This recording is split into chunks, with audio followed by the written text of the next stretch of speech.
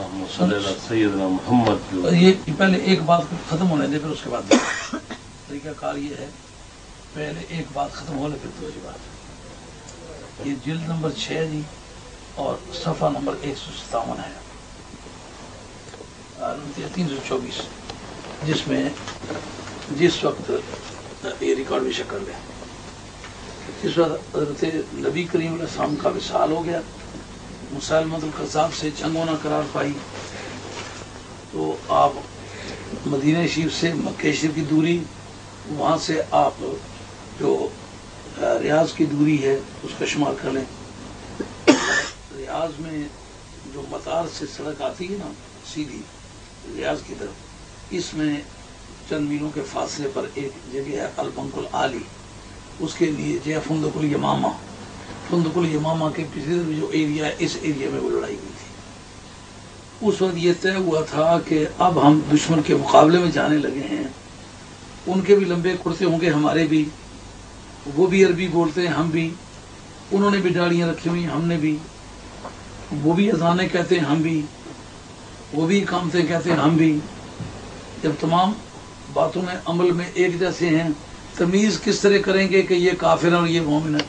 اعمال ایک جیسے ہونے کے باوجود، نمازی پر بے ایمان، اقامتیں کہنے والے پر کافر، اذانیں کہنے والے پر کافر. اس صدیق اکبر رضی اللہ عنہ نے کہا کہ آج کی تاریخ تمہیں اپنا جو کوڈ ورڈ ہے نا الکلمۃ السریہ، اس وقت اس کو شعار کہتے تھے، تم اپنا شعار بنا لو یا محمدہ، جس کا مطلب یہ ہے کہ جس وقت باقی بے ایمانوں سے واسطہ پڑے اس کی قیمت اور ہے، جب داڑیوں والوں کے نمازی قسم کے بے ایمانوں سے واسطہ پڑے، عربی بولنے والے لمبے کرتے والے بے ایمانوں سے واسطہ پڑے، اس وقت کیا کرنا چاہیے؟ صدیق اکبر کے شعور، عقیدے اور کمال فراست کی داد دیجیے. یہ میرے پاس ہے کتاب البدایہ والنہایہ، جلد نمبر 6 اور اس کا صفحہ نمبر ہے 324.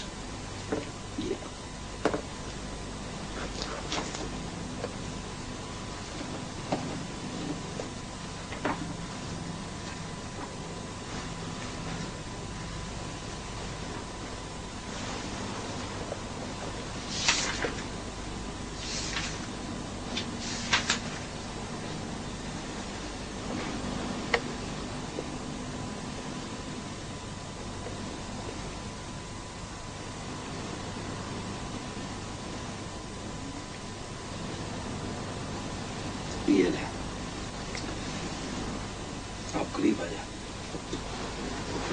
وہاں رہنے یا بولنے سے جو عربی سمجھ آتی ہے وہ عربی نہیں ہے، وہ سلینگ لینگویج ہے. وَكَانَ شِعَارُهُمْ يَوْمَئِذٍ يَا مُحَمَّدَا، اس دن سچے مسلمانوں کی نشانی یہ تھی کہ یا محمدہ جو کہے وہ آدمی سچا مسلمان ہے، جو یا محمدہ نہ کہے مار ڈالو. جس وقت یہ طے ہوا اس وقت 13,000 آدمی تھی، جو لڑاکا تھے نا 13,000 آدمی تھے. یہ فیصلہ مدینہ طیبہ میں ہوا. اب 13,000 صحابہ کی موجودگی اجماع بنے گا یا نہیں بنے گا؟ اجماع امت کہلائے گا کہ نہیں کہلائے گا؟ اور صدیق اکبر رضی اللہ تعالیٰ عنہ اس کو تجویز کریں اور سب اس پر تائید کریں. معلوم ہے یہ مسلمانوں کا اجماعی مسئلہ جس کا وہ انکار کر رہے ہیں. اور اجماع نسی ہے، اس کو کہتے ہیں اجماع نسی. اجماع کی 2 قسمیں ہوتی ہیں. اجماع سکوتی وہ ہوتا ہے کہ آپ نے کوئی بات کہی، علماء جتنے بھی اہل علم ہیں سب سن کے چپ ہو گئے لیکن انکار نہیں کیا، وہ بھی اجماع ہے، اس کا منکر کافر نہیں ہے. لیکن جس پر انہوں نے عمل کیا ہے، بات سے کہا ٹھیک کہتے ہیں آپ، وہ اجماع نسی ہے، اس کا منکر کافر ہے. جن لوگوں نے آج تک فتویٰ دیا کہ جو صدیق اکبر رضی اللہ عنہ خلافت کا منکر ہے وہ کافر ہے، وہ اسی اجماع کو استعمال کرتے ہیں. حالانکہ ان کا اجماع نسی نہیں تھا، اجماع سکوتی تھا. ان کو خلیفہ نے مانا، وہ چند آدمی تھے برآمدے میں بیٹھے، پورے عالم اسلام نے تو نہیں مانا تھا، لیکن بعد میں سارے متفق ہو گئے، سارا عالم اسلام. تو ان سب کا خاموشی کے ساتھ اس کو قبول کریں، یہ اجماع نسی نہیں بنتا، اجماع سکوتی بنتا ہے. اس کے باوجود علماء کہتے ہیں کہ یہ اجماع ہے، اس کا منکر کافر ہے. تو یہ تو اجماع نسی ہے، یہ صحابہ نے خود عمل اس پر کیا ہے، للکار کے کہا. یہ اوپر دیکھ لیں، یہ صفحہ 324. کتاب کا نام ہے البدایہ والنہایہ، لکھنے والا عماد الدین ابن کثیر۔ ابن کثیر کے بارے میں ابن عبد الوہاب نجدی کا کہنا ہے سب سے پہلا معتبر مفسر امام طبری ہے، اور دوسرا معتبر مفسر جو ہے وہ صاحب معالم التنزیل ہے امام مجی سنہ، اور تیسرا جو ہے یہ عماد الدین ابن کثیر ہے۔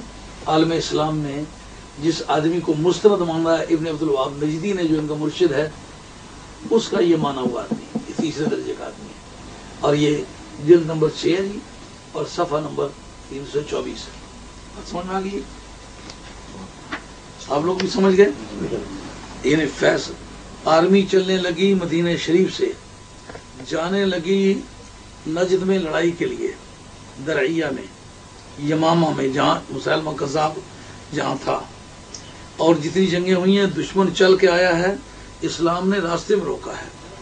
بدر والی جنگ ہوئی تھی، کافر مکے سے چل کے آئے تھے، اور نبی کریم علیہ السلام نے کے صحابہ نے مدینہ شریف سے تقریباً 82 میل کے فاصلے میں ان کو راستے میں روکا تھا۔ احد کی جنگ ہے، دشمن گھر سے چل کے آیا تھا، اور نبی کریم علیہ السلام کے صحابہ نے ان کو مدینہ طیبہ میں روکا تھا احد کی جنگ اس وجہ سے بھی۔ احزاب کی جنگ ہے، دشمن چل کے آیا تھا، انہوں نے مدینہ طیبہ میں خندق کھود کے روکا تھا۔ مطلب ساری ڈیفینسو وار تھی، دفاعی جنگیں تھی۔ یہ جنگ وہ تھی کہ یہ جارحانہ تھی، ایگریسو وار تھی۔ کیوں؟ وہ جنگیں جو تھی وہ منکر خدا کے ساتھ تھی، یہ جنگ ہے منکر مصطفیٰ کے ساتھ۔ اس کا مطلب منکر خدا کے ساتھ جنگ ہو تو دفاعی جنگ لڑنی چاہیے، منکر مصطفیٰ کے ساتھ ہو تو ایگریسو وار سے لڑنی چاہیے۔ اور نشانی کیا ہے؟ جب پگڑیوں والے، داڑھیوں والے، نمازوں والے، اذانوں والے، اقامتوں والے کافروں سے واسطہ پڑ جائے، پھر کیا کریں؟ یا محمد آقا شعار استعمال کریں۔ سمجھے بات؟ اس وقت ہمارا واسطہ ایسے لوگوں سے۔ بات سمجھ میں آ گئی نہیں آئی؟ اچھا، یہ ایک کتاب ہے۔